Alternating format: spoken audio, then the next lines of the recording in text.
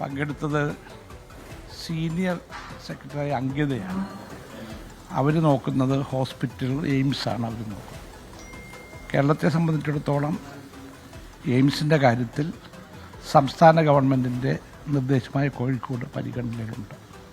ഈ parliament session കഴിഞ്ഞാൽ immediate തീരുമാനമെടുക്കും. ഒരു ടീമിനെ കൊച്ചിക്ക് അയച്ചായിരിക്കും, കേരളത്തിലേക്ക് അയച്ചായിരിക്കും തീരുമാനമെടുക്കുന്നത്. സാധാരണ എയിംസ് അനുവദിക്കുമ്പോൾ അത് സംസ്ഥാനങ്ങൾ കൊടുക്കുന്ന നിർദ്ദേശങ്ങളാണ് പരിഗണിക്കുന്നത്. ഇവിടെയും ടീം വന്ന് പരിശോധിച്ച് അവർക്ക് ഒത്തിരി കണ്ടീഷൻസ് ഉണ്ട്.